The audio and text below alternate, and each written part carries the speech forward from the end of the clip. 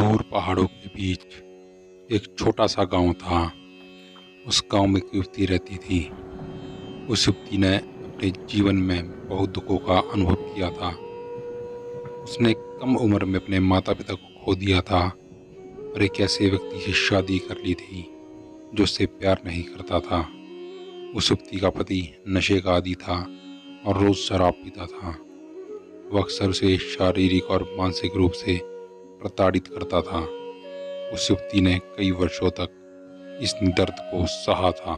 एक दिन वो इसे सहन नहीं कर सकी और उसने ये फैसला किया कि वह उस दुख से मुक्त होना चाहती है जिस दुख ने इतने लंबे समय तक उसके जीवन को त्रस्त कर रखा था। वो जानती थी कि अगर वो एक सुखी जीवन जीना चाहती है या स्वतंत्रता का अनुभव करना चाहती है तो उसे अपना घर छोड़ना होगा। इसलिए एक रात उसने अपना एक छोटा सा बैग पैक किया और घर से निकल गई। उस युवती ने अपने गहने और थोड़े बहुत पैसे भी रख लिए थे जिससे वो अपने सफर में आगे बढ़ सकती थी। जब वह सुनसान सड़क पर चल रही थी तो उसे राहत का एहसास हुआ। लंबे समय में पहली बार उसे लगा कि उसका अपने जीवन पर नियंत्रण है। उसको नहीं पता था कि वह कहाँ जा रही है, लेकिन वह जानती थी कि उसे आगे बढ़ते रहना है। दिन हफ्तों में बदल गए और वह युवती अपने घर से बेहद दूर आ चुकी थी। उसे रास्ते में कई बाधाओं का सामना करना पड़ा, लेकिन वो आगे बढ़ती गई। उसने उस जीवन को पीछे छोड़ दिया था जिसने उसे इतना दर्द दिया था और उसने कभी पीछे मुड़कर नहीं देखने का निश्चय किया था।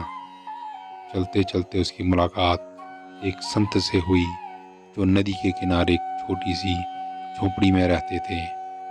उसने संत से पूछा कि क्या वह उस दुख से मुक्ति पाने में उसकी मदद कर सकते हैं जिसने उसके जीवन को बर्बाद कर दिया था। संत ने उस युवती को देखा और कहा, बेटी, दुख से मुक्ति अपने आप बाहर नहीं मिल सकती। यह मन की एक अवस्था है जिसे व्यक्ति को भीतर से विकसित करना चाहिए। आपको अतीत को छोड़ना और वर्तमान में जीना सीखना चाहिए, तभी आप सच्ची स्वतंत्रता का अनुभव कर पाओगे। उसने संत की बातों को बड़े ध्यान से सुना और उसने महसूस किया कि वह बहुत लंबे समय से अपने अतीत को पकड़े हुए थी, इसलिए उसको दर्द कम नहीं हो पा रहा था। उसने संत को धन्यवाद दिया और अपनी यात्रा जारी रखी। चलते चलते उसने संत की शिक्षाओं का अभ्यास करना शुरू कर दिया। उसने अतीत को जाने देने शुरू किया और वर्तमान क्षण पर ध्यान केंद्रित किया। फिर उसे जीवन की साधारण चीज़ों में भी खुशी मिलने लगी। एक दिन वह गांव से गुजर रही थी जहां पर सूचना पट पर लिखा हुआ था, विद्यालय में शिक्षक की आवश्यकता है। वह पढ़ी लिखी थी और उसे पैसे की भी आवश्यकता थी, इसलिए वह उसी गांव में रहने लगी और बच्चों को पढ़ाने लगी। कुछ समय बाद उसको लोगों का एक समूह दिखा जो आग के चारों ओर इकट्ठा थे। वे नाच रहे थे और गा रहे थे और उनकी हंसी हवा में गूंज रही थी। वह युवती पहले तो उसमें शामिल होने से हिचकिचा रही थी, लेकिन उसके भीतर की आवाज़ उसे उस समूह में जाने और मज़े करने के लिए कह रही थी। उस युवती ने समूह के साथ नृत्य किया और खूब हंसी। लंबे समय में पहली बार वह वास्तव में खुश महसूस कर रही थी। उसने महसूस किया कि खुशी कोई ऐसी चीज़ नहीं है जो खुद के बाहर पाई जा सकती है, बल्कि मन की एक अवस्था है जिसे व्यक्ति को भीतर से विकसित करना होता है। उस युवती को अब दुख से मुक्ति मिल गई थी। अब वह बच्चों को पढ़ाती और अपने अनुभव उपयोग दूसरों को खुशी का रास्ता खोजने में मदद करने के लिए करती।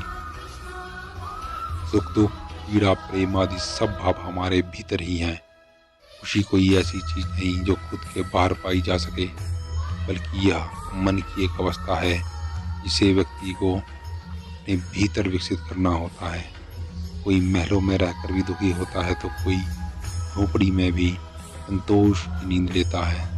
कबीर साहिब भी लिखते हैं, निसुखात्म राम है दूजा दुख का पार, मनसा वाचा कर्मणा कबीर सुमिरन सार। कहने का भाव यह है कि अपना सुख आत्मा रूपी राम है, बाकी संसार में सभी दुख रूप है।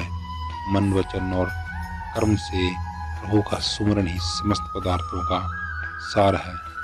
अतः यदि सुख को प्राप्त करना है तो ईश्वर को साक्षी मानकर हर क्षण को उसके चरणों में अर्पित करते चलिए। अपनी समस्या को तपस्या में परिवर्तित करिए। ईश्वर आपके हर पल को, हर क्षण को और संपूर्ण जीवन को आनंद और खुशियों से भर देंगे। संसार में सबसे सुखी वही है जिसने अपने भीतर उसे खोजा है। राधा कृष्ण जपते रहिए, हर संकट से बचते रहिए। जय श्री कृष्ण। ऐसे ही रोचक प्रसंग और कहानियों को सुनने के लिए आप हमारे चैनल को सब्सक्राइब कीजिए, वीडियो को लाइक कीजिए, ज़्यादा से ज़्यादा शेयर कीजिए और कमेंट सेक्शन में जय श्री कृष्णा ज़रूर लिखें। जल्द ही हम मिलेंगे एक नई प्रेरक प्रसंग और एक नई कहानी के साथ। जय श्री कृष्ण।